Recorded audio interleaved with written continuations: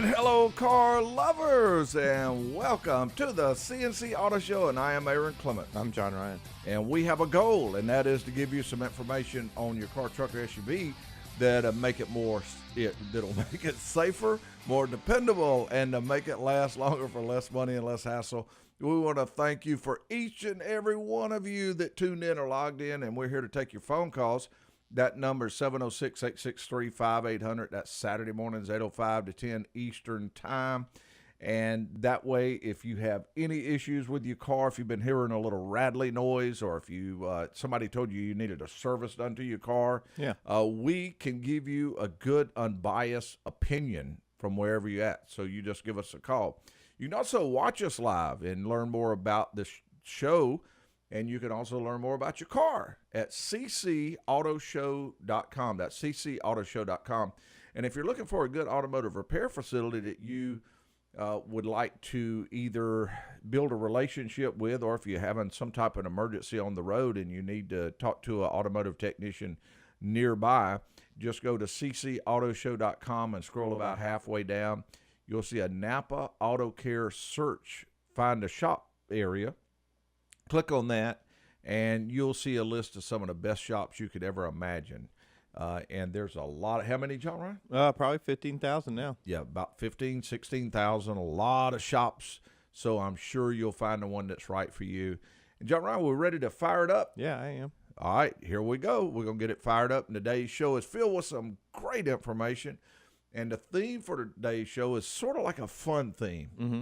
It's going to be gifts, automotive gifts. Okay. Automotive Christmas gifts. And a lot of times you're looking for a gift for somebody, and you know that person is a car lover, and he or she just loves different things to do with their car, but you really don't know what to get them. And so we'll share some great ideas of some different gifts. Now, that's our secondary thing that we did. Right. Again, our primary is to answer those questions, because we love it when you call and ask the question. That's the fun that we get out of the show. Yeah. Because we get to talk to you and have some fun. All right, we always give a tech tip quiz about this time, and here it comes. And, of course, the winner received a tech tip quiz golf shirt. Bill owns a 2010 Volvo S40 T5 with a 2.5 turbo. It's been a great car, and it even had the original tires on the car. He had a nail go in the sidewall of one of the tires, and it had to be replaced. He loved those tires so much, and they were doing so well, that he got another one just like it. But here's the problem. It made his transmission go bad. That's not good. Yeah, so how can the tire cause his transmission to go bad? Okay. If someone knows the answer to our Tech Tip quiz, they can give us a call, and that number is 706-863-5800. And we'll go ahead and mention some of the gifts. Now, one of the things I'm going to mention is the gifts don't necessarily pertain to adults. Okay. Kids love toys, cars, and things like that. So the first thing we'll mention is a little kid race RC police car. And it's easy to use. It's a little remote control police car, and it has realistic sound, a light combination. And it would just be great for a lot of different kids that enjoy playing with different vehicles and all the sounds and things that go along with it. There you go. Are you ready to go to the calls? Yeah, let's go over to Lewis. All right. I'm ready to go to Lewis. Lewis, welcome to the CNC Auto Show, and what can we help you with today? Good morning, sir. How are you? We are doing very well. Great. I got a 94 F-150. Mm-hmm. And my question is about the windshield wipers on it. When you, the delay on it doesn't work, but yet they will go, fast and medium. But if you put them on delay, they get stuck on the windshield halfway and they move just a little bit. And I was wondering if that was electronic or if it was the motor. Yeah, that's a good question, Lewis. The switch or the multifunction switch does send the varying voltage, depending on how much delay you want or how little delay you want. So, what a technician would do is, of course, back probe those wires to see what the voltage is coming out of the delay. And, of course, if it had that signal and it was going into the motor, you would then assume the motor is bad. Those motors are basically like an on and off motor. Some of the newer models, have a circuit system in it to where all the electronics are built into the motor. So I would kind of rule the motor out on your particular case, just again, because that motor simply is a 2-wire motor. It gets power and ground, that's it. So the switch is actually what varies the voltage, varies the speed. So we would suspect the switch, but it's very important to make sure all the voltage is, going to it also. Well, I guess I need to get y'all's hours so I can bring it down there and let y'all look at it. Yeah. I will but say that the most did answer common my thing. question. Yeah, the most common thing is the switch, but those terminals are actually known for walking out of the connector too. Wow. So could be something as simple as that. I'll bring it to y'all. I appreciate it, okay, my friend? All Lewis, right. thank you very much. We do appreciate it.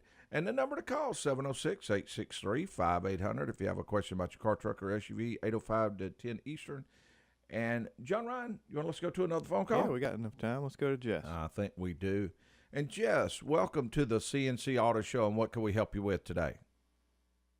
Okay, well, I think I've got an answer to the tech tip quiz, but first I've got an issue with the 2004 Nissan Titan. Well, we are here to help. What's it doing? So I know that the wire that runs the paddle shift on that is broken. Mm-hmm. Is that something that can be soldered, or am I going to have to replace that entire harness for that? That's a little bitty wire, right? Oh, it's tiny, yes. Yeah, that's what I was thinking. Yeah, and Jess, this is the this would be the tap shift on the actual shifter lever that's on the column, not a console, correct? Yes. Okay. Yes, that is correct. Those wires, I don't know if they're stainless, Aaron. What are those made out of? It's not copper wire, I don't believe. I do know that I've never been able to solder Yeah, that's what I was one. going to say. You can, Jess, but it's just going to break in the next spot, above the solder joint. I mean, it might be a good temporary fix, but just, like Aaron said, in our experience, it doesn't last very long. That harness comes with the paddle shifter, though, don't it? Well, I think you can and I hear you have an actuator in the dash. Listen. Sorry about that. There's all kinds of things wrong with this truck. That's all right. If I'm not mistaken, Dorman makes that. Dominic, you could probably pull that up. I believe Dorman makes the paddle shifter for it. It's a whole assembly with the little wires coming out of it and everything. Yeah, and that may save some money, and you can get those products through Napa also, and the Dorman products. Okay, super. Mm-hmm. But and if our research department, Dominic over there, well, he said he might have the answer to the tech tip too, so we can. Oh, okay, yes, we're gonna need to put you on stage for that though, Jess.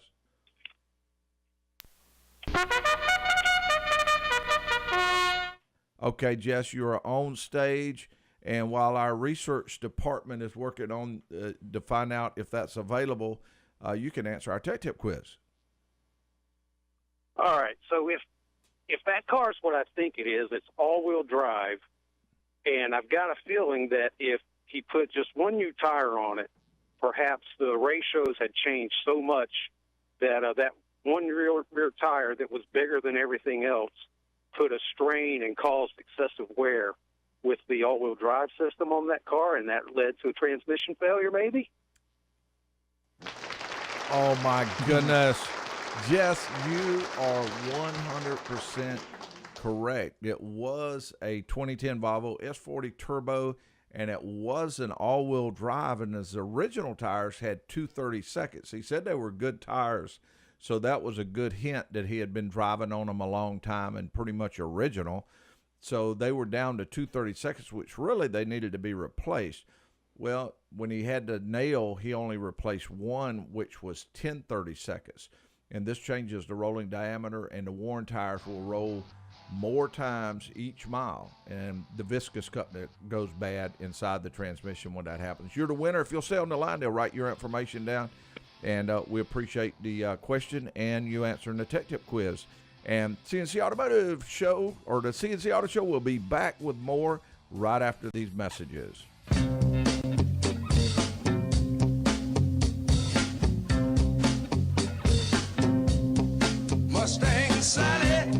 Answered our tech tip quiz a little earlier, which was really good. He determined that the 3 worn out tires and 1 new tire on an all-wheel drive vehicle is not a good combination. Right. And I recommend keep letting those tires wear together. Also use the same brand tires, Right. and of course, no doubt, the same size. Because even if it's not the same brand, I mean, they're relatively the same size. Well, no, that's not right to say. They're generally the same size, but they can vary just slightly. Right. And that viscous dampener inside the transmission is supposed to allow for momentarily faster speeds in a wheel, such as rounding a corner or something like that, but it's not designed to work 100% of the time, Right. like you would get if one tire had a different rolling diameter. You ready to go to the calls? Yeah, let's go over to Jay. Fantastic. Hello, Jay, and welcome to the CNC Auto Show. How are you, gentlemen? Lovely. How are you doing, and what can we help you with? I have a 2013 F-150, and it will not start when I turn the ignition. It'll turn over, but it won't crank. But when I use the remote start with the key, it'll fire up 99% of the time. This start happened maybe 2 or 3 days ago. And I haven't taken it anywhere just because I don't have time to. I work out of my truck. So I was just trying to get some advice on what it could be. Okay. Jay, when you do that, do you see any theft message or theft light? Like, say you hop in it, you try and start it with the key, you spin it over, and like you said, it just spins, never does start. Do you see any theft message or theft light? No, sir. It does not. I even took the secondary key that I have, thinking maybe it was the chip in the key or something to do with the key itself, and it still does the same thing. And It does no it with theft another message. key also? It does it with another key also, yes, sir. Oh, wow. Yeah, that's an interesting problem. Yeah, that's the first one I've seen do that. Now, there was another one that we've seen, similar scenario, but one key would start it, one would not, and of course it was a bad key. It'd be interesting to know if there's any trouble codes in the security system on that truck. Because basically if it sees a theft key, like for instance, if it's not the right key, it can put it in lockout mode for a certain time window. For instance, like I know a lot of GMs like 10 minutes. Yeah. Sometimes the Fords are that Sometimes long. less than that. Right. So I'm just wondering, how about when you come back to it later, would that other key start it? No, sir, it would not. It still wouldn't? I will say that over the past 3 weeks, about once a week, the battery warning light will come on the display, and it stays up there for about 2 minutes, and then will go away. Okay. But I haven't had issues with light. It runs fine. It's Right. just getting it started with the key. It will not start. Sounds like a Probably transponder issue. 80% of the time. Yeah, I lean toward a transponder issue. It'd be interesting to know also if there were any trouble codes stored inside there, because there's a chance when that happened, it may have stored a code in the computer and may not necessarily have cut the light on Right. to show you that a code's stored in there. But it may be a starting point on what's going on. For whatever reason, the computer at times is not recognizing the key, and since you've determined that it's not the key itself, it will be the transponder that determines that it's the right key has an issue there somewhere. Yeah, the receiver. There's even a chance just reprogramming the system could make a difference also. Okay. What does that entail? Me bringing it to you guys, or you just Yeah, doing what what I you would do and recommend, take a couple whether hours, or do you need it for a day? whether the vehicle were coming here or wherever it does go, I would recommend running some diagnostic tests with that car before doing anything else. Now, of course, that includes hooking up well, they used to call it a machine, and people would picture this great big machine, but now actually it's a laptop with some very, very expensive software in it. But what it does is it just looks inside the computers on the vehicle and determines what's not seeing that key when it's turning. And a lot of times it'll give you a trouble code of different places to go, but that will show up. You typically spend somewhere between 95 and 125 running those tests. Ours would be 109. And once you do that, then that person would be able to give you an estimate on what it's going to run to repair the vehicle. Now keep in mind, you want to carry it to a place, whether that's, and of course we have the equipment, but you want to have someone with the proper equipment that can read inside that module. A lot of people think you can just do a quick code read and tell what's going on, but that'll give you rough ideas, but it won't necessarily tell you what's wrong with the vehicle. Okay. All right. Good deal. Well, I appreciate you guys' help. Great All right. question, and we appreciate it very much. All right, thank you. Thank you. Number to call is 706-863-5800. That's 8:05 to 10 Eastern Time. John Ryan. Yeah, what do we got time for one more. I think we do too. Let's go to Gail. Hey, Gail, welcome to the CNC Auto Show, and what could we help you with? Hi, thanks for taking my call. I made sure I got up and stayed up because I All have a right. question for you. Well, we are glad you did also. It made our morning. Thank you. Well, I tell you, I'm learning, so I'm taking notes now. Oh. You had did a segment about the oils, the oils for the lawnmower and the various type of engines that you put in to keep it during the winter. Mhm. And I didn't have a pen. So I needed to get that information again, and then I wanted to know also, because I forgot if you said it's better to leave the gas in and put the oil in, or use the gas up in the lawnmower and then put the oil in. So I just need the correct way of doing this. And I can tell you, John Ryan is really, really good with that type of stuff as far as the lawnmowers and the ATVs and the boats. Uh-huh. He got a bunch of toys. And so I know he'll be able to give us the right answer to that one. Well, first, Aaron, you do have to cut your grass. No. Gail, so I think like what you were mentioning, we had a segment some time ago about how to store equipment like that. As far as the oil, Right. Of course, you want to make sure the oil is definitely full. If it's never been changed, typically you change it at the beginning of cutting season. That way, the winter, because obviously it's not in operation, there's really no advantages to changing the oil. Now, as far as the fuel, it's more of a preference thing.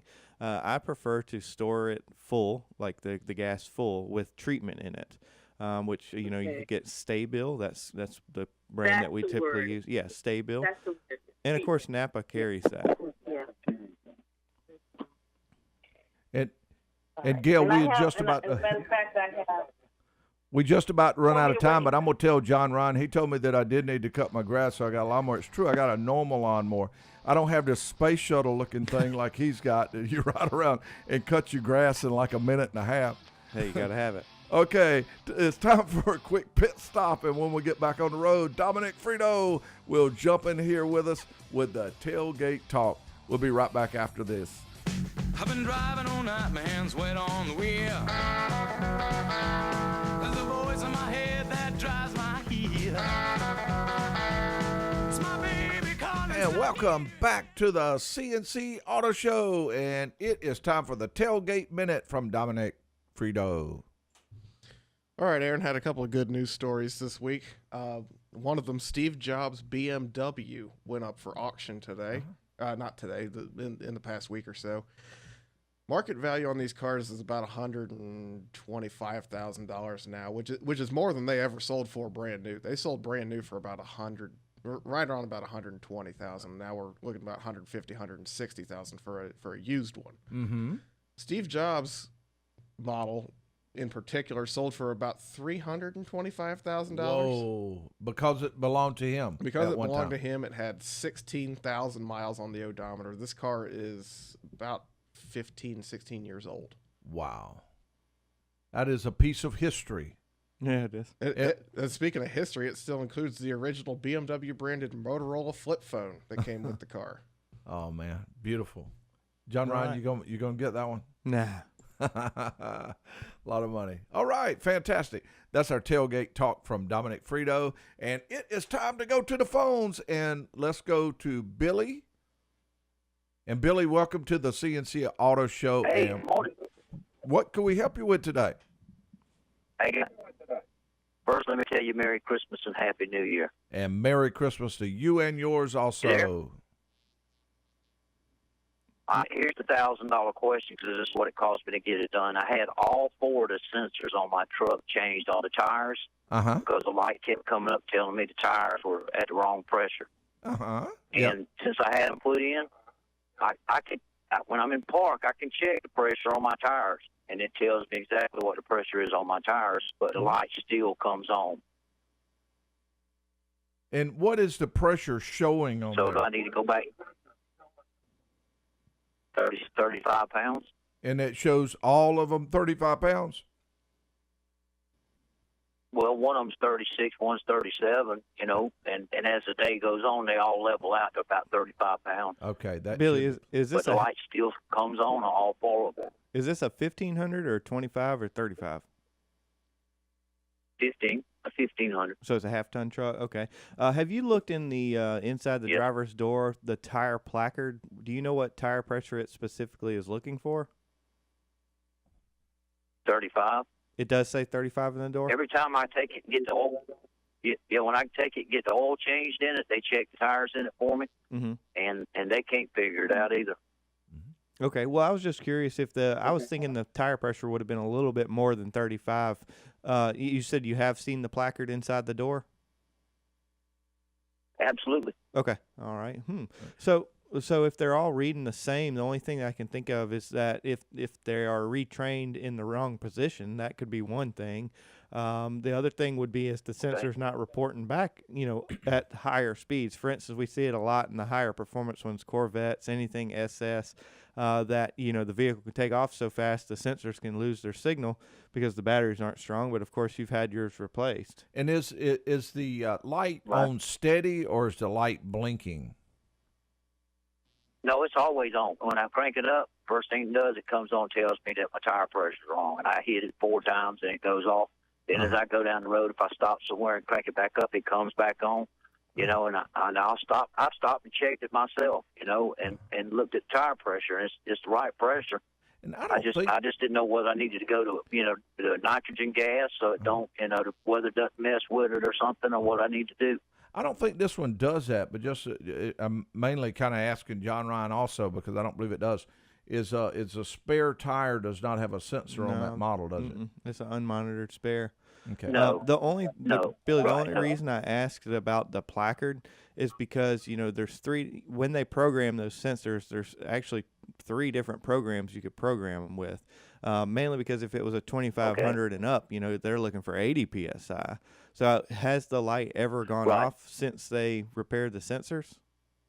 Or it's always been on since they... One time. One time? I had it done in the middle of the summer.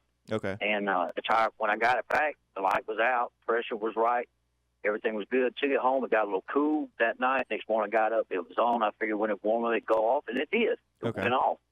And then, you know, as I kept driving it, then it started going, you know, when it got cooler at night, Okay. you know, it'd come on, and then it would never go back out. But it has been warm up until the last couple of days. Well, I can tell you, like, the diagnostics that a technician would do, first thing they would do is go drive the vehicle, bring it right back to the shop, and they would actually ping the sensors. There's a little tool that's a handheld tool.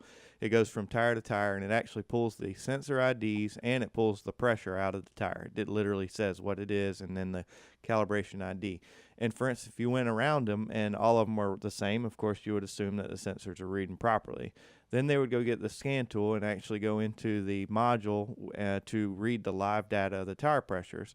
And of course, the data from the handheld tool that you just pulled off of the tires should match what's in the scan tool. And if it is not, you know, there would be the problem. One of the sensors is not reporting back correctly. However, there's also basically a customer preference or a special options tab in that module to where it shows what the module is programmed for, specifically the minimum pressure and the maximum pressure, because they actually have both. So, you know, of course, that's how they would diagnose it, but I know that doesn't necessarily do you any good because, of course, not many people have all that equipment to check that problem out. So, is there any chance that he took one of the other tires off of the car, put it on the spare that had one sensor in there that it may be picking up and reading? And of course, my question is something you've already done, is you did put plenty of air back in the air. The spare tire it has the same pressure as the other tires. Is that correct? Right. And what I thought about doing was just taking it over there and get 4 new tires put on it by the manufacturer, and let them put the tires on there, and then let them figure out how to adjust it, because that's what they should do, because they put the sensors on them. Yeah. Now, if you need new tires, I would do that. If you don't need new tires, I would recommend having the diagnostic test that John Ryan was just mentioning run on the car, because that would run a lot cheaper. Right. And you would know what's wrong. Going with the tires, they may put the new tires on there and then say you need this module or that, or or something different, or you may have a wire broken somewhere or a bad connection on something. So you don't want to buy a new set of tires and then find out that still didn't fix your problem and you need another part. Okay. All right. You guys sell tires? Of we course, do. yeah. Mm-hmm. Yes. Okay. Absolutely. I'll just bring it to you guys. Let you guys figure it out for me. Well, We can do it. I'm Very gonna pay glad to help $1,000. any way I just that we didn't get it can. to you guys or somebody else. Thank you, man. All right. Thank you very much. Great question, too. And TPMS issues are starting when the colder weather gets here. Right. You see a lot more of those You because roughly when you air seems to or air pressure seems to permeate a little bit more through the tires this time of year. Not to mention the pressure that may have been fairly good in the summertime. You'll lose roughly about 1.5 psi for every 10 degrees drop in temperature. So you just run into a lot more of those issues. Which, of course, in our area, that can happen pretty quick. You know, we're having 70-degree days and 30-degree nights, and then the opposite. So yeah, it can be 30, 31 one afternoon or even one morning, and then the next morning be 50 or 60. Yeah, you just about have to bring two changes of clothes to work. Yeah, and I'm sure a lot of other areas around the country is going through that same thing. So with the tire pressure, I'm gonna get you to go through that one more time on what you were talking about as far as the procedure that we would use. Okay. And then we want to go through the procedure that the person would use as far as doing the things that they can do to make a TPMS light go out. Gotcha. So a technician, their first thing they have to do is wake the sensors up. So if the vehicle was sitting for a period of time, they have to go drive it, typically at least a mile, to wake the sensors up because they do go to sleep when they're stationary for a period of time. So they go drive it, bring it back to their bay, and of course there's a tool. It's to basically read the IDs off of the sensors themselves. Normally start with left front, right rear, left rear. You read them in that order because that's typically how they're programmed. Mm-hmm. It pulls the information off of it. Every sensor has a calibration code, and then of course it also pulls the ID out, or the tire pressure, the actual reading of what it is. From there, obviously, if you had a problem with one of them, it would show. And that's right there. done by holding this tool next to the. That's correct. You hold this tool beside the tire and the valve stem, and you basically hit receive, and it pulls the signal out of it. And then from there, now you have all the information on the tool in your hand, and now you have to actually physically get it to the car. So some of them actually can do it wirelessly, and some of them actually have to hook to the data link connector and transfer those tire pressure IDs to the controller or the module that takes care of that. And, you know, typically that fixes the light because it retrains the sensors where they are. But there's also another, I guess, entity of that, and it would be the factory scan tool can go into that module, and you can change preferences. You can, if like I mentioned to him, you know, it could be a half-ton truck with, and maybe the module is set for 3/4-ton pressures, which is 80 versus 35. So, you know, there's a lot of settings in there. And also, if there's a trouble code for one of the sensors, it can, you know, give you an idea as to which one's the bad one. But this is how a technician can get burnt, because those tires may have been rotated, and now the right rear is now actually the right front. So that's why it's important to have the handheld tool to actually pull the IDs out of the sensors. Yeah. And also, one thing we need to mention, that many cars now, especially later model cars, may not necessarily have a sensor in the wheel. That's right. Yeah, some they of them use actually the rotation of the wheels, and that's where the rolling diameter that we were talking about a little earlier during the tech tip quiz makes a difference. It's actually looking at the rolling diameter of the wheels to determine if the tire pressure is low. Right, and I mean, not that this would ever happen, but if you had 33-inch tires on the front and 35 on the back, it would immediately set the light. Yeah, exactly. So okay, wow, it is getting break time, and we're going to take a real quick break. And when we return, we'll have more automotive tips, and we'll talk a little bit about some of the Christmas gifts as soon as we return.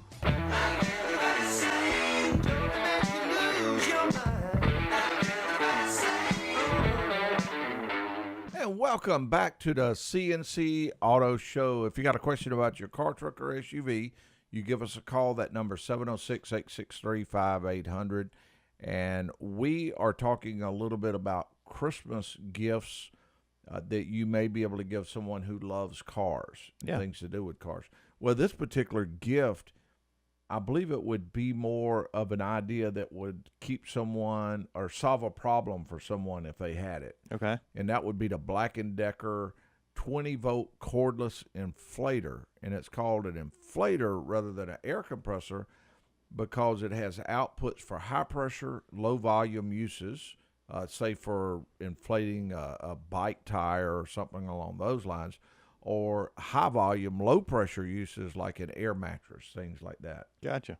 So it goes both ways. So it probably wouldn't air up a E-range tire. No, probably would not. And also the thing is you can reverse it and use it as a deflator. Oh, okay. To do different things. So I thought that was pretty neat. I'm going to get one of those so when you're talking too much, deflate you. Yeah. I'll just be laying on the floor. Okay, and again, we'll have a lot more. Now I'm gonna go ahead and mention this one other gift here that I'm wondering if you don't already have one. I'm just guessing at this. Okay. But what do you think about a dash cam? Oh, I don't have one. Yeah, I've thought about that from time to time. I know they've come a long way and they're relatively inexpensive now. Well, there's one now, and what's kind of amazing is really it's one of the best selling ones, and it's also the cheapest one for the money and for what it'll do. It's actually a Novatech G1W, and get this, $55. Oh, wow. That they sell for. I'm surprised that you don't have one. You can almost get a Starbucks coffee for that. Now I'm gonna go ahead and mention to you because we hadn't talked about this, but Terry with the wrecker would like to get one for the tow truck. Oh yeah, he liked that for sure. Yeah, I think it'd be a great idea. You ready to go to the calls? Yeah, let's go over to Tim. Fantastic. Tim, welcome to the CNC Auto Show, and what can we help you with? Yes, I got a 1999 GMC pickup, and my heater is not getting hot. And up under the dash, you can hear like a click, click. And so somebody told me that was like the blend box. So I got a new motor for that, and I can smell antifreeze, but I can't feel no antifreeze like up under the dash or anything else, and it's not leaking antifreeze.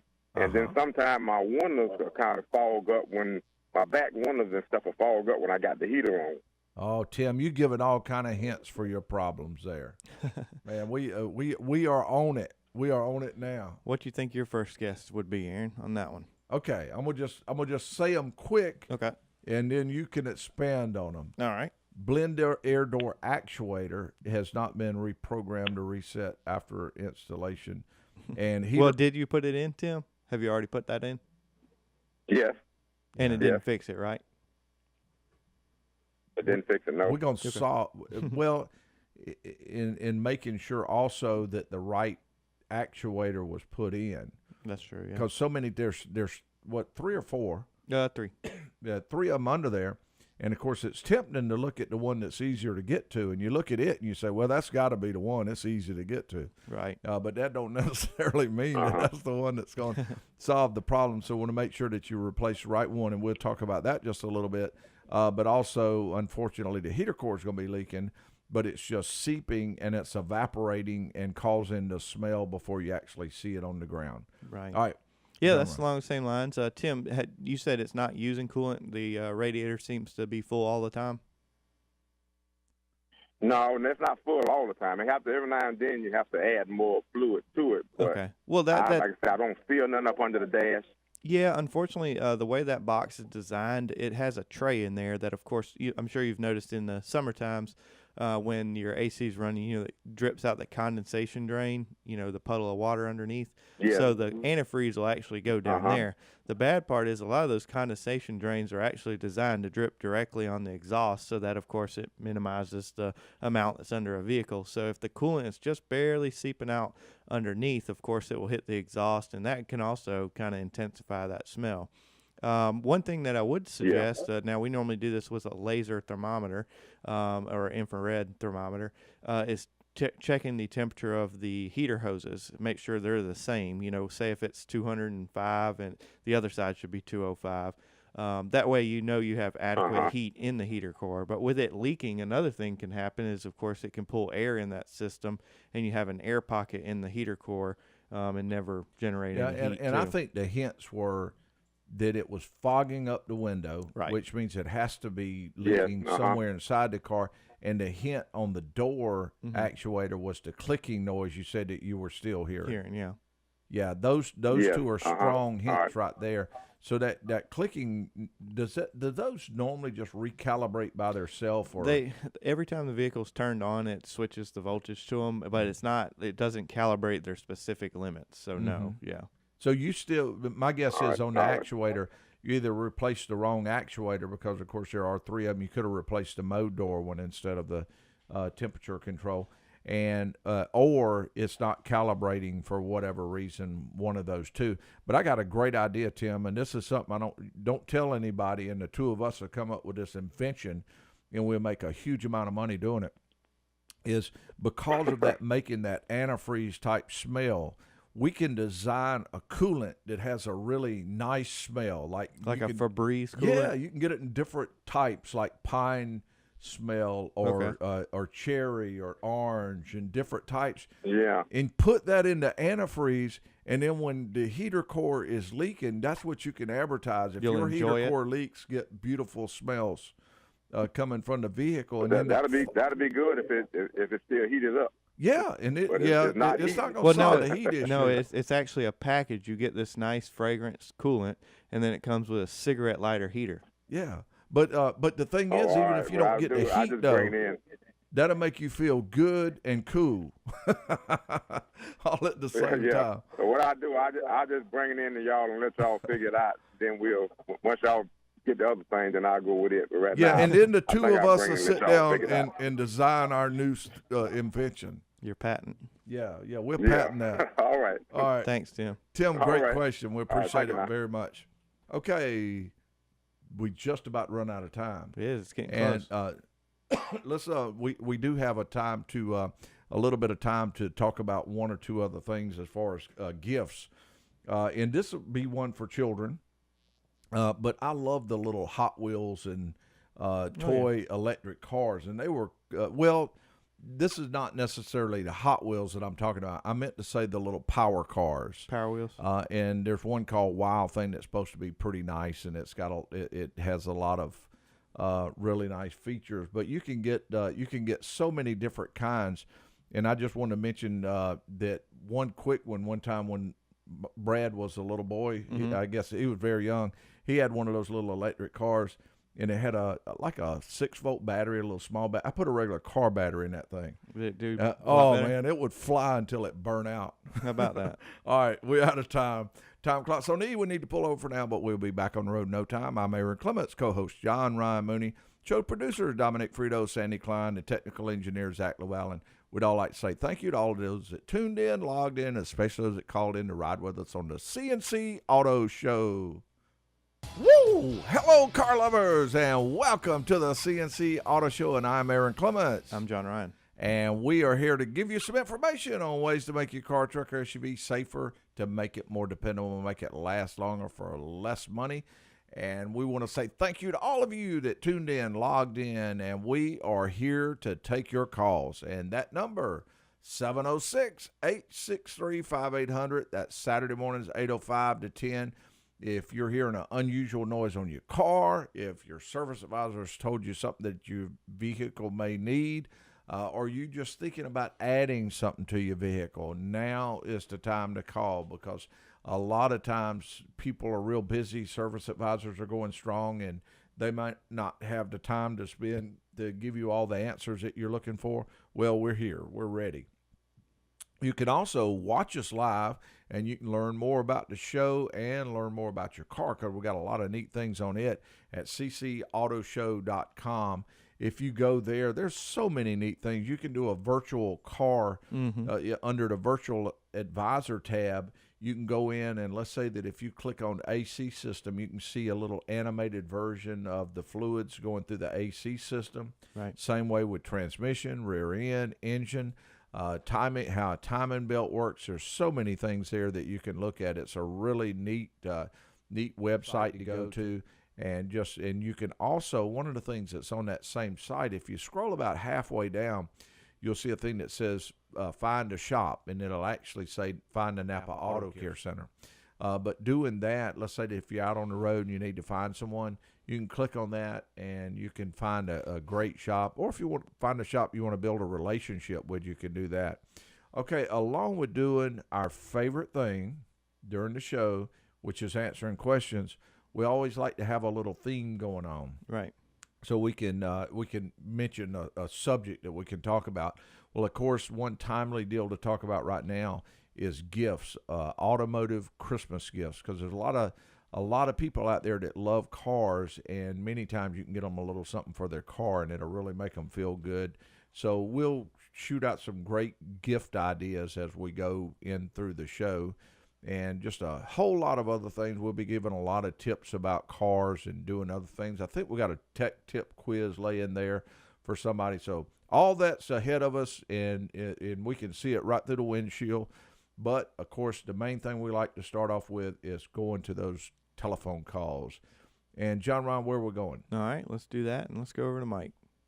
Hello, Mike, and welcome to the CNC Auto Show. Good morning. And what can we help with? I am working on a fuel pump for a 64 Impala. Whoa, that's a beautiful model car. Wow. I enjoy it. Uh-huh. So I went to Napa, said, hey, I need a fuel pump for a 64 Impala. They ordered it, picked up the next day. It's got an extra port on it. So the one I took off just has an in and out. And so this one's, I said, hey, what's this for? I don't have that on my current one. Okay. And they're like, not really sure. So I did some reading, and everything that came up was marine related, like it was a flame arrestor. So and I have no idea if this is just the wrong fuel pump. I mean, it came up in the system as fitting based on the engine size and all that good stuff. So does that make any sense to you? I can tell you my guess. Flame arrestor. Now, this gives me a chance to talk about our project car also. My son Brad, he's restoring a 55 Ford F-100 truck. And actually, cool. I think I'm thinking of the one we had before that. We did have an Apache truck that we were going to do first, and it was older than that one, so this may not be what you're looking at. But some model fuel pumps had a little vacuum, a thing that created vacuum on the system to run the wipers. But if I'm not mistaken, in 64, that would have had regular electric wipers, if I'm not mistaken.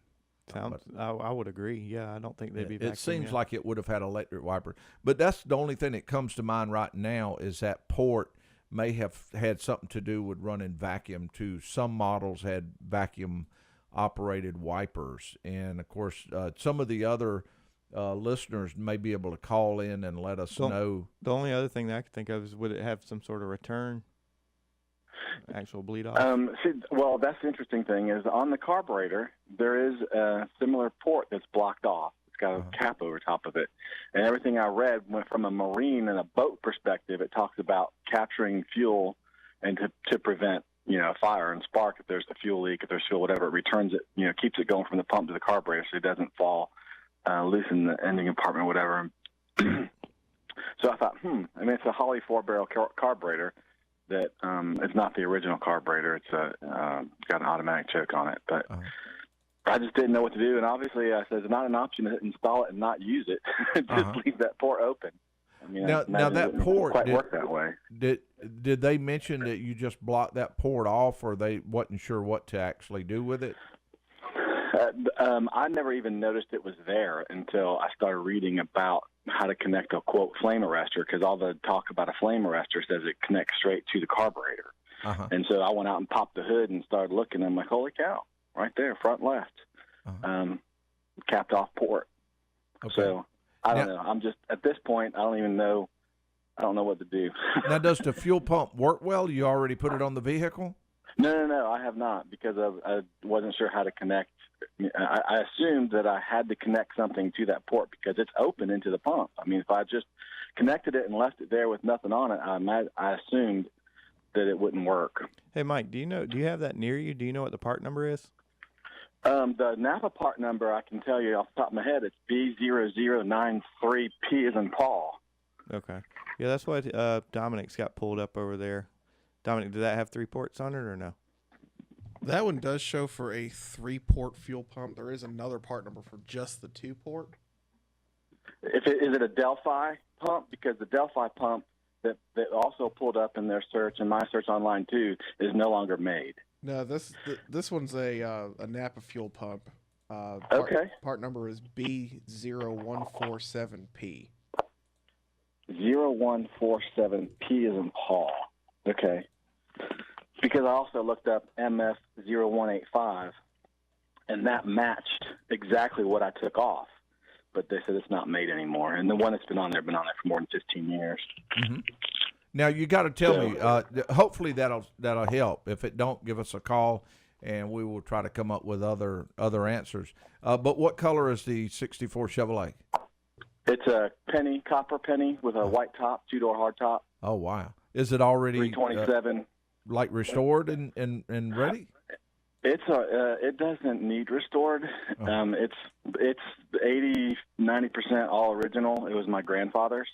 Wow. In Ohio, and so it was his quote unquote summer car.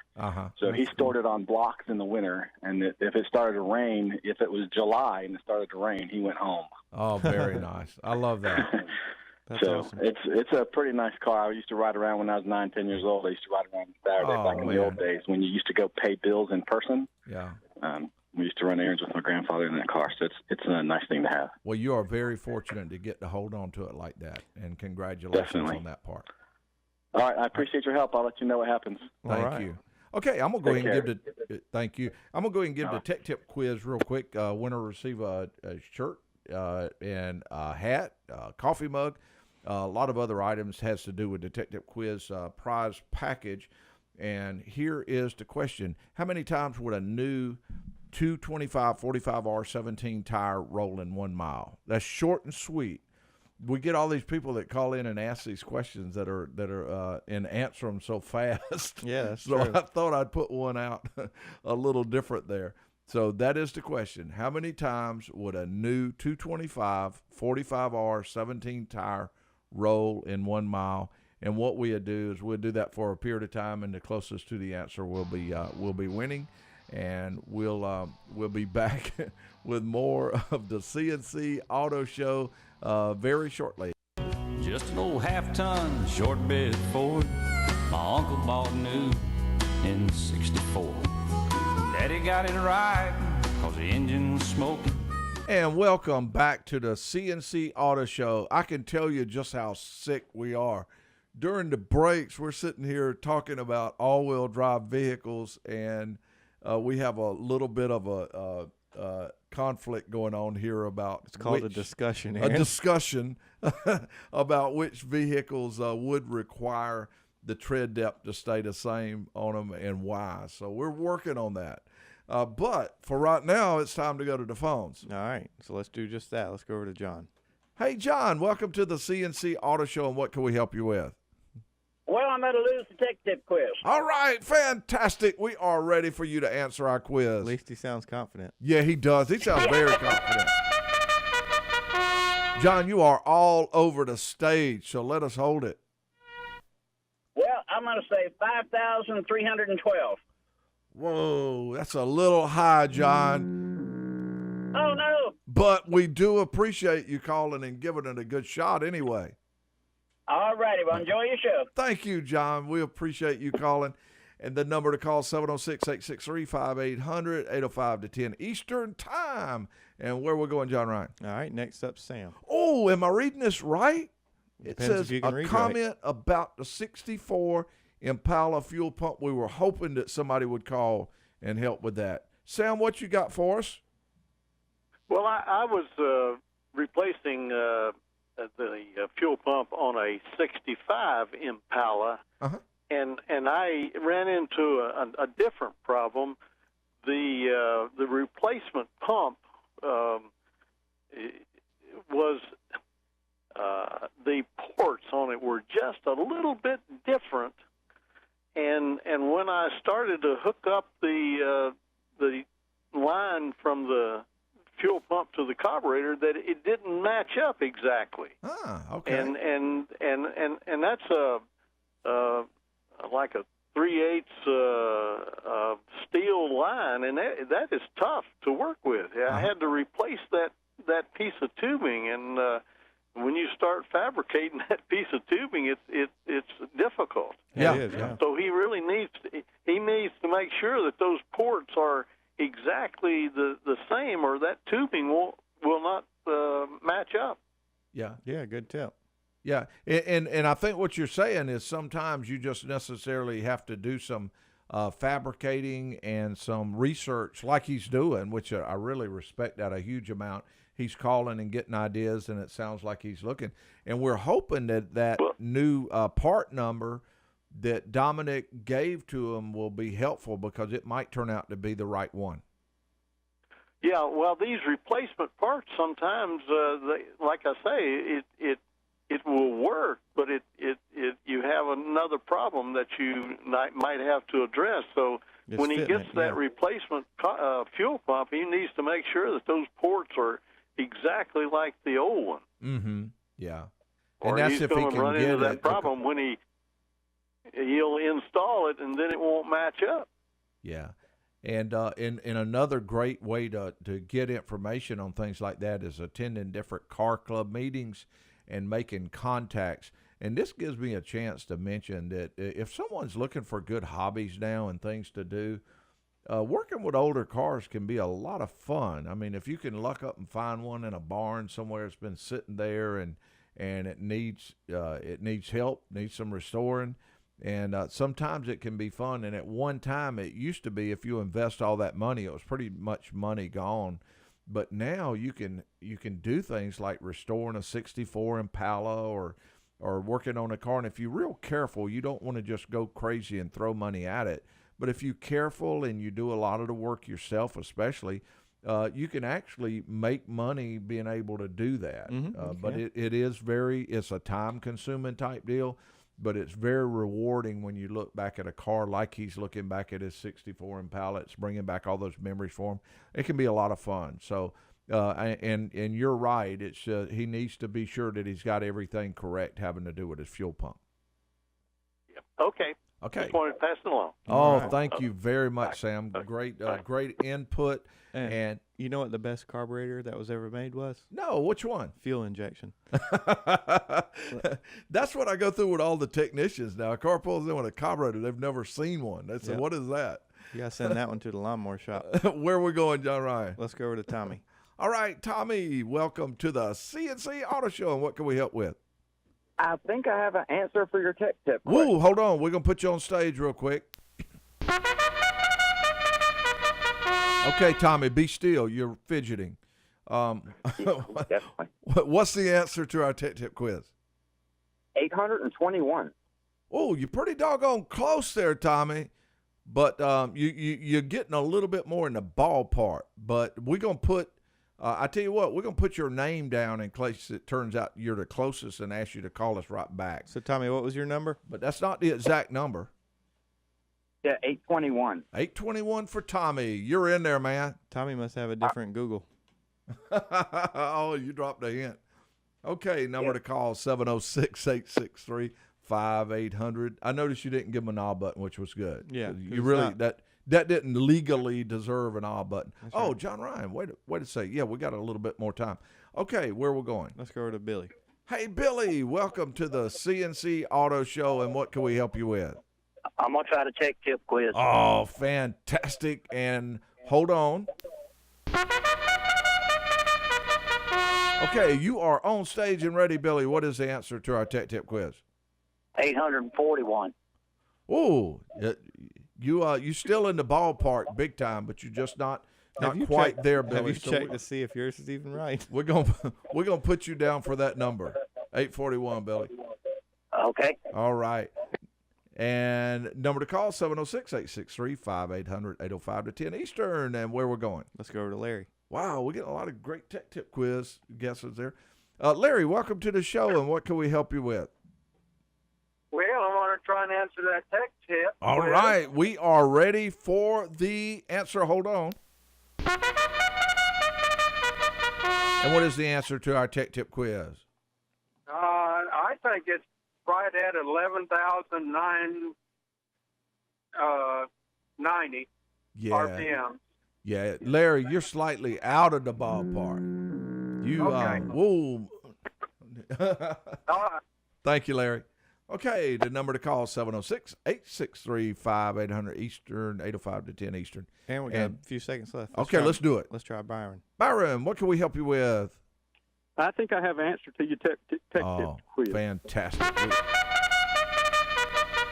And what is the answer to our tech tip quiz?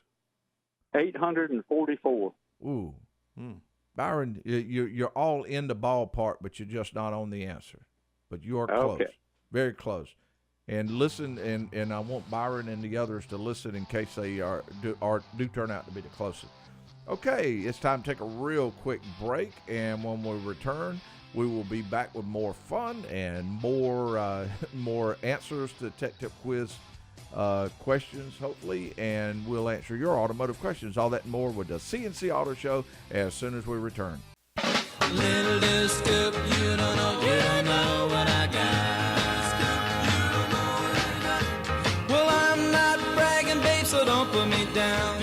But all right, we're back with you on the CNC Auto Show. Hop in and let's ride, because it is time for the tailgate talk from Dominic Frito. Dominic, what you got for us? A couple other bizarre news stories. Speeding in a school zone is a problem pretty much everywhere in the country. Mm-hmm. Up in Massachusetts, they found an interesting way to tackle this problem. They started putting the little folded, collapsible pylons, I should say, out on the crosswalks. These are the ones that when you hit with your car, they go down and then pop right back up because they're spring-loaded. Mm-hmm. Well, they were having problems. The teacher at the school was actually sitting there with the radar gun, clocking people going 56 in a 20-mile-an-hour school zone. So what the teacher started doing was putting pictures of New England Patriots quarterback Tom Brady on top of the pylons. So that way, when people hit the pylons, they were hitting Tom Brady. Apparently, they have seen a dramatic reduction in the number of speeders in the school zone.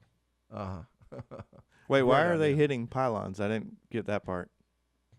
That's just randomly hitting them. Okay. I guess they would like to see them pop back up. Probably, because it sits in the middle of the road where the two yellow lines are to divide the different directions of travel. Mm-hmm. So there's really no reason why anybody should be hitting those in the first place other than just being careless. You know, another thing that's made a real big difference, the thing to do with school buses in general, this includes internal things in school buses and external things on school buses, is the camera systems on many of them. Of course, the kids, if the kids are misbehaving, and of course the driver can have a very tough time driving if kids are misbehaving really bad back there. Of course, now mom can't walk in and say, no, Billy never does that. He never does. And then, of course, they kick the video up in front of there. Hard to argue Billy. that, isn't it? I'm glad they didn't have those when I was a kid. Yeah. Okay, Dominic, thank you for the tailgate talk. We appreciate it. Okay, and we will talk about another gift that I feel like would be a good idea. Now, this can be for adults or kids. It just depends on how far you want to go with it as far as getting, and that's little drones. I really enjoy working with the drones. I love those. They're a lot of fun. And what's neat is you can buy these that are fairly big, and like there's one here, the Sky Viper Nano Drone. It's a toy children would just absolutely love to have. It's just under 2 inches in length, and the child will be easier to perform different air stunts like flips and turning right corners and things like that. So that would be a lot of fun. And and also we have a caller that is writing in and would like to know the tech tip quiz again. So we'll do that before we go to the next toy. Also want to mention that if you have a question about your car, truck, or SUV, give us a call. That's 706-863-5800. That's Saturdays 8:05 to 10 Eastern Time. And we will be glad to answer those questions. I believe we've solved a good many issues today, which is really good. Okay, the tech tip quiz was, how many times would a new 225 45R 17 tire roll in 1 mile? If you have the answer to that, you give us a call. And there will be a little bit of a tip to go along with that, just like we always do. We try to come up with different ideas that may help. So we'll mention one more gift here, and of course that's something that kids have always loved back as far back as I can remember, and they still will. And that will be things to do with little trains, talking train with a track. This is one from Kids Motors, And the train comes with a 19-foot track, and it can also ride off of the track if you want it to. And it comes with a 6-volt rechargeable battery. It has electronic sounds and auto brake system and things like that. And kids just love to play around with little trains. And they can actually ride on this little train. And it looks like it might be for like 1.5, 2 years old, something like that. And they're able to just ride around in different places. I just thought about the tech tip. I was just thinking about this. You know, I believe that tread depth could actually change that number. Yes, and that is one reason why on the tech tip quiz it says how many times would a new 225 45 R17, and it's new. And of course, if you get into the brands, but pretty much every brand, I'll go ahead and mention most brands are 10-30 seconds. Yeah. If you get a tire that way, you may find one that's sized out a little bit differently, but as a general rule, it's 10-30 seconds on the tread depth with a new tire. Okay, and we're talking about different things that we have, and here's one that we halfway mentioned before, but you can't go wrong with a Hot Wheels. A Hot Wheels is you can get a Hot Wheels gift pack, and it's been the perfect gift for car lovers for all ages for many, many, many years. And you can get different cars having to do with stunts, racing, crashing, and they have little tracks, and there's just a lot of fun things that can be done with the cars. Okay, are we ready to go to the callers? Yeah, let's go over to Eddie. Okay. Eddie, welcome to the CNC Auto Show, and what can we help you with? Yeah, I want to give a shot at the tech tick. Oh, look fantastic. Quiz. We're going to put you on stage. Okay. And then we are ready for you to answer our tech tip quiz. 832. Whoa, you're very close, Eddie. I would say that you're probably the number one so far, so we're going to put you down as the number one spot so far. So we may ask you to call back in just a little bit if you'll listen just for a little bit. And if nobody gets any closer than that in just very shortly, we're going to put you down as the winner. So hang tight just for a little bit. I appreciate that, Aaron. So Thank we you. won't do the crowd applauding him so far until we get that. And John Ryan, I'm gonna mention something to you. This is something I wanted to do during the earlier hour, but I'm gonna go ahead and mention it now because I didn't get a chance to tell you. Guess who called me this morning as I was getting some of the equipment set up and ready? For some reason, I want to say Santa Claus, but that's probably who? No, actually. And first, I'm gonna mention that some of the things I do in the morning. We actually have the radio show here in a working automotive repair facility, and it's it's a full studio. Everything's here, the cameras and all the boards and everything else. And to do this, we have to have good producers, which Dominic Frito is sort of in the pilot seat on that part of it. Oh, I thought you were saying we were going to look for one. Well, we had one producer that left about 2 months ago because he was going to Afghanistan to work. Bo Roberts, our producer that was here earlier in the year, back in the summer, he is in Afghanistan, and he called me this morning. How about that? That's great. It was really neat to talk to him. We talked for about 10 minutes, actually. And he is doing real well. He is doing a lot of video work for the military. Wow. And enjoying it very much. He said, no doubt it is different. He said he has tried many times to be able to listen to the CNC Auto Show over there, but the internet speeds are so slow till it won't hardly pick up. And so he's having a hard time getting it. But he tries on a regular basis, and he has heard parts of it on different things. I think iHeart and things like that. Okay, but it was great to talk to him. Where are we going? All right, let's go over to Tom. Okay. Hey, Tom, welcome to the CNC Auto Show, and what can we help you with? Good morning, gentlemen. I was going to take a guess at that tech tip. Fantastic. Hold on. Tom, you are on stage, and what is the answer to the tech tip quiz? My number is 785. Tom, that's not the answer. Oh, darn. Oh, man, I am so sorry. Good try, though. And we do appreciate it very much. Okay, the another neat little gift idea that we'll mention has to do with a signal booster. There's a little piece of equipment that you can get that someone who does a lot of traveling and they're in areas to where they don't pick up a phone signal very well. There's an antenna that can be put on top of the car. It's called the WeBoost Drive 4GX, and it plugs into a 12-volt outlet, and it uses an amplifier and a little magnetically mounted antenna, and it sort of amps up the signal from just about any phone carrier. So wonder how much that one is. Is that expensive? Well, no, I don't know the price. Oh, okay. Yeah, I don't think it would be very high, but that would be good. A lot of times people may live out in the country areas or travel through country areas, and they say, it would be great if my cell phone would pick up a little bit better right while I'm here. Well, that may be an answer. So it may be a good gift idea. Where we're going? All right, you got about 2 minutes left. Let's go over to Cliff. All right. Hey, Cliff, welcome to the CNC Auto Show, and what can we help you with? Well, I'm going to try your tech tip, and then I got a question for you. All right, here we go. Hold on. Okay, you are on stage, and we are ready for you to answer our question. I'm just going to guess 829 for the tech tip. 829. No, you're still down a little lower than it should be. And I think the closest we had so far, what was it? 832, I believe. 832, and it's actually a little bit higher than that. So everybody's getting a little closer, but you didn't quite get it. But we are ready for your question. All right. I got 16-inch tires and rims on my wife's car. Uh-huh. And when I bought the tires to go in the car, the gentleman said because they're 16, they're more expensive, that I could actually get 17-inch tires cheaper than these 16s I got on here. Mm-hmm. But I have a bunch of 15-inch rims already for my other vehicles.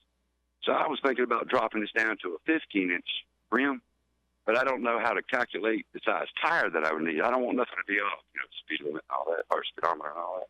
Mm-hmm. Hey, Cliff, that's a great question, and we'll talk about it a little bit on the break. Is it okay if we put you on hold? Oh, I can go ahead and hang up, and I'll just listen to you on the air. Hold for us, Cliff. We'll be right back. All right, we'll be right back with the CNC Auto Show. Well,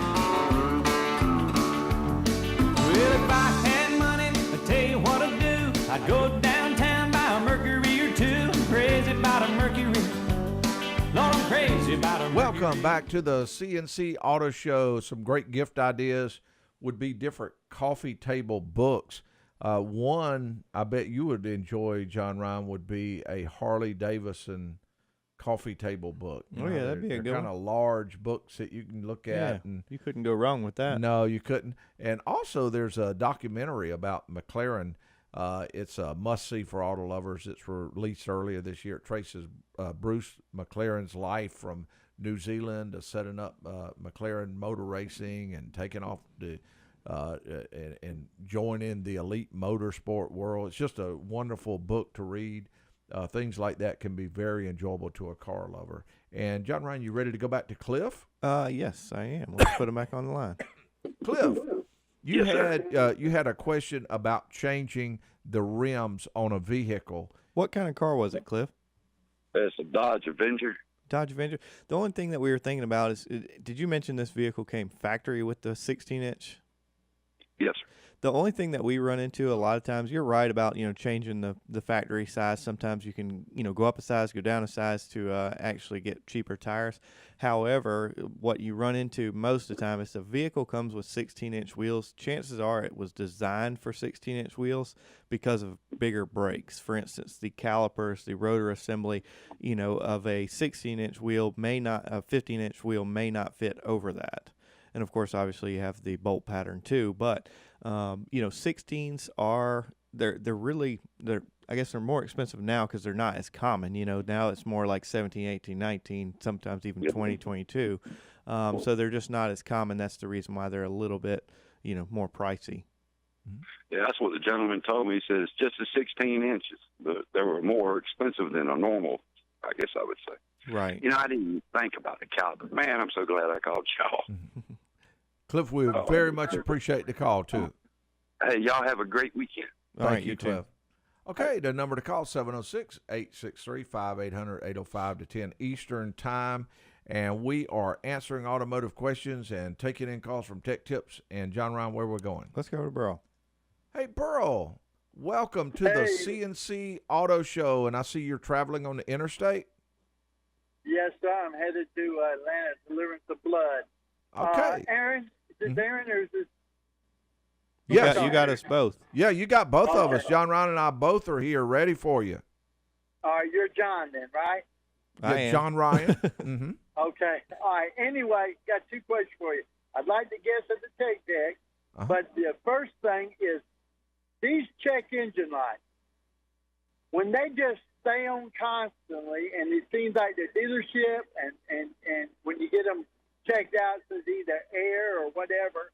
But the main concern is because they'll either go on or go off.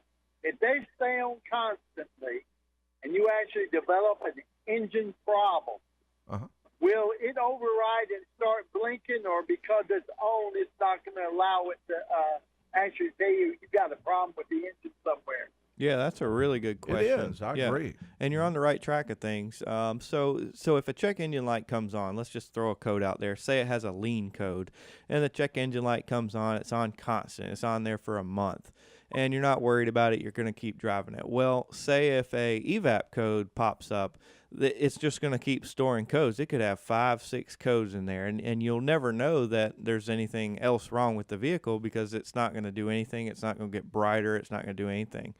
So you're right in that aspect. However, there's one situation to where it will change, and that's if the vehicle develops a misfire. And the reason why is because the light will then begin to blink to kind of get your awareness that something serious could happen, and the serious item would be as damaging the catalytic converter. With the cost of those, they kind of make the check engine light a little bit more visible by blinking. So really, it will only be on solid if there's a fault with normally an input like a sensor or an O2 sensor or something like that. But if it does start to misfire, again, they're trying to protect the engine, protect the catalytic converter. It will start blinking. Mm-hmm. They did try to design one that gave electric shock treatment if someone if anything worse than a misfire developed, but they didn't let them pass that one. Yeah. I've had it one time in a Grand Am. We're going down the road. It came on, and then they shut the engine down because the O2 sensor would fail completely. And I never had that experience before. And then usually it always comes on if you forgot to screw your gas cap on. Right. You'll go get it cleared, and then something else comes up. And mine on my Toyota Camry, it goes off and on, all by itself. Mm-hmm. But it never have I been in one that blinked. So it doesn't, by staying on, you're saying that it doesn't override the safety system. If something is going wrong, it will still blink. That's correct. It will only blink if the engine misfires. It will not get any brighter. It won't change. It won't do anything. It will just keep piling codes in there if it's just an input problem. Yeah, and what the misfire is doing is it's letting unburned fuel go inside the catalytic converter and, of course, burning it up. So it will still blink even if it was on already. If you develop a code that had to do with a misfire, it would start blinking. Changes, yeah. Mm-hmm. Or if your engine, sometimes they used to cover engine oil. If you run, my son-in-law used to always run the daggum oil out of the vehicle no matter what happened on the older one. Yeah. With the check engine light, it wasn't that. But, if for any other reason the check engine light is only just for misfire, or is it for other things too? The only time it'll blink is for a misfire. That is correct. Okay. All right. Now, my tech answer, can I give you that? Absolutely, you can. We're ready for you. All right. All right, go ahead. And I am off to the races. I'm hoping I can beat the snow. 848. Burl, that's not it. Okay, thank you very much. Good try, though. Okay, you want to let's grab another call? Yeah, let's get Terry. Hey, Terry, welcome to the CNC Auto Show. Let us put you on stage. All right, well, thank you. And what is the answer to our tech tip quiz? Well, I come up with 840. You need to go down just a little bit, Terry. But good shot, though. Thank you.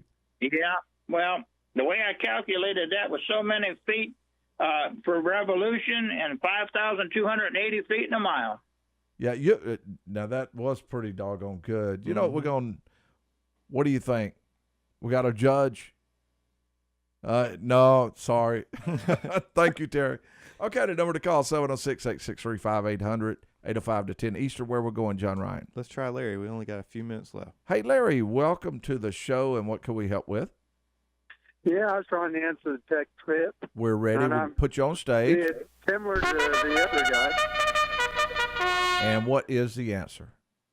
Yeah, I come up with 653 based on a 17-inch diameter. Oh, Larry, that's not it. Man. That's not okay, it. thank you. Thank you. Okay, let's go to the next caller. And welcome to the CNC Auto Show, and let us put you on stage. And what is the answer? Scott. 571. 571. Oh, I'm so sorry. That's not it. All right. And let's try one more, John Ryan. All right, let's go to Brett. Brett, welcome to the CNC Auto Show. Do you have an answer to our quiz? Yeah, I'd say it rolls one time. One time? No, Yeah. no. That's not it. All Okay. right. All right. I tell you what, we will be hitting one more, but Dominic, what was the closest? The person who had the closest guess was Eddie at 832. 832. And I tell you what, we'll go ahead and hold it at that. That's legally right. So if Eddie will give us a call back, get his information, because there's a chance that it could vary just a little bit, but the new 225/45R17 would have had a 10/32 tread depth, calculated diameter 24.97, circumference 78.44 to roll 835 times each mile. Okay, we are out of time, and time clock's on E. We need to pull over for now, but we'll be back on the road no time. I'm Aaron Clements, co-host John Ryan Mooney, show producers Dominic Frito and Sandy Klein, technical engineer Zach Llewellyn. We'll be all back with you again on the CNC Auto Show.